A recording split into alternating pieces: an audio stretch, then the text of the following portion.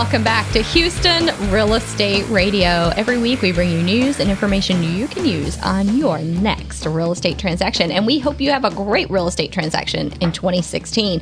It's a great year to buy a house, great year to sell. So it's a good time to make those real estate purchases. But if you need a realtor, you can always call your friends over at Register Real Estate Advisors. And if you've got a real estate question, you can call us at 844-788-9444. This segment today, though, we're talking about something a little bit different. We're talking a little bit about human trafficking. And the reason we're talking about that, because I know y'all going to call and say that don't have nothing to do with real estate. So the reason we're talking about that is because the Texas Realtors Leadership Program is a program that helps young leaders really learn their role in the associations and how to move up in the associations for the Houston Association of Realtors, Texas Association of Realtors, and the National Association of Realtors, and really take on their roles, whether it's as a broker owner or in leadership at the associations or on committees, doing committee work, and wherever they feel a place to fit in and do great work for our industry. And I graduated from the program back in 2010, and Teresa Wagaman graduated just this year in 2015. I was so honored to go and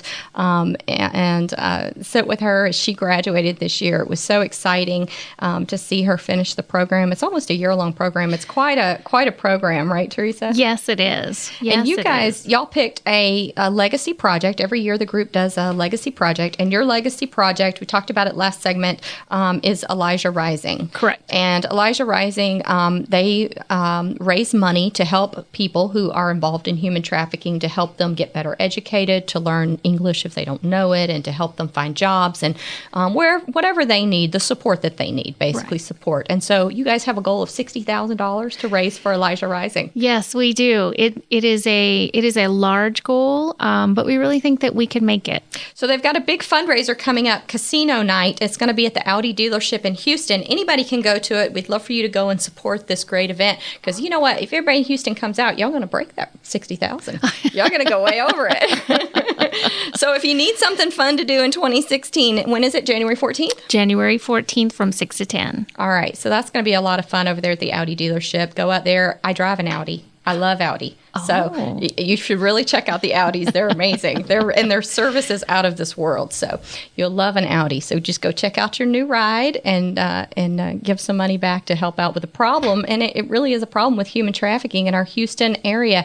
Debbie Riddle's here from District 150. She's our Texas state representative. And Debbie's been on the show before because she just has so much to talk about. I mean, Debbie, you're just full of great information. Thank you. So we're talking a little bit about human trafficking, and I know you have proposed or helped with legislation to help deal with human trafficking. So talk to us a little bit about the legislative things that are happening to help with this huge problem in the Houston area. Well, one of the first things that we did was a few sessions ago, State Representative Patricia Harless authored, and I joint authored a bill that we desperately needed in Harris County, because the unincorporated area of Harris County is large, and all of my district is in the unincorporated area of Harris County. And the city of Houston was cracking down with their city ordinances regarding the massage parlors and tea rooms and that kind of thing that were just basically brothels, if you will, with different names on the front door. With different names on the front doors, but that's what it was. Yeah. And so when they were cracking down on that, they're kind of like cockroaches. You can't kill them; they just scatter. And so they fled to other parts of the unincorporated area of Harris County. Our area being one of them, the FM 1960 area out west, and other areas that were outside the city limits.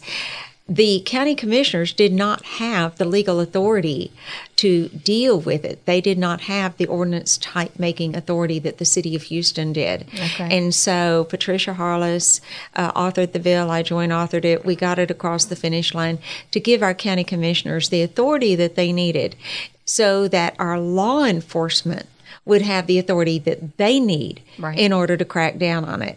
And so that was that was kind of the first major step. That was sort of step one that we did a few years ago.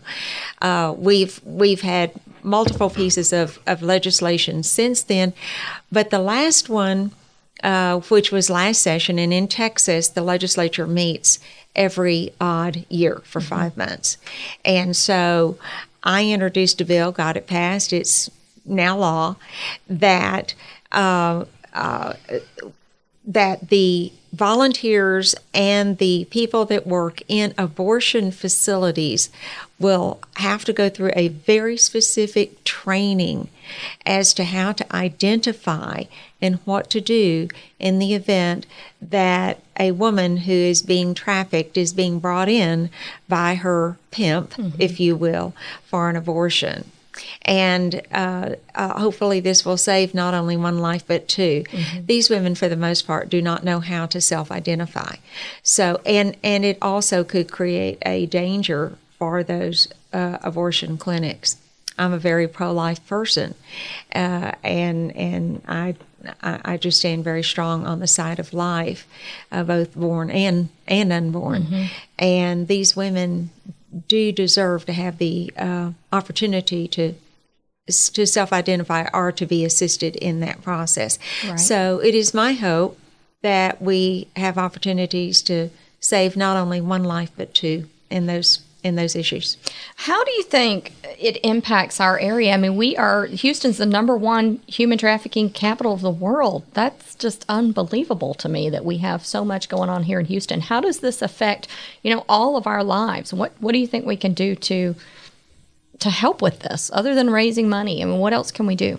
Well, I think just being vigilant, letting law enforcement know that when they're in a strip center and they see like a massage parlor or something like that, there's telltale signs where the windows are totally blacked out. You cannot see in, the door is locked, or, you walk in, it doesn't look like a regular where you would go get like massage envy or something like that. So there's telltale signs. You can work with your law enforcement to make them aware, just a vocal community. Also, people need to be very well aware of their own kids and neighborhood kids and grandkids. These folks are out scouting around. They're like vultures. And if there's a kid that's a teenager having difficulty, maybe not being parented very well. Parents don't really know where they are. They're playing hooky from school. They might be hanging out at a convenience store, a stop and go or something like that during school hours. And then these folks will prey on these kids and try to befriend them and make those kids think that they are their friend. And then suddenly that kid is caught in a trap that kid cannot escape from. Don't you think that border security, helping stop the issues at the border, will help these issues that we're having in Houston? Oh, I think that it's paramount. I've said from day one that we must secure our border. That has always been my #1 priority. If we don't take care of the safety and security of the people of Texas, quite frankly, not else much matters. And so that has a huge part in it. But if you look at the traffic patterns, I mean, the idea for those smuggling, regardless of what it is across the border, whether it's people or drugs, when they hit Houston, they can go anywhere. We've got I-45, we've got 59, you can go north, south, east, west. Yeah. It's wide open. All right. Well, thank you so much, ladies. Great information. Debbie Riddle from District 150, our state representative. We appreciate you coming in. Thank you so much. And Teresa Wagaman, we appreciate you coming in. A great realtor, great leader, up-and-coming leader in the real estate industry. I know you've done a lot of things in the past, so we're excited to have you. Are you volunteering for things this coming year? Well, probably. You have a hard time saying no, don't you? A little bit.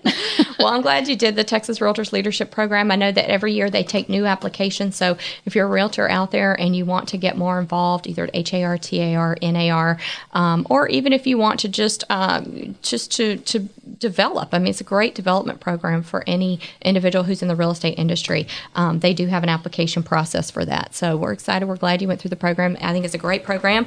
And we're going to be back here with we're going to continue on this topic. We've got some other things to talk about. We'll see you at the Audi dealership January 14th in Houston to raise money for Elijah Rising to help with these human trafficking problems. We'll be right back after a word from our sponsors here on Houston Real Estate Radio.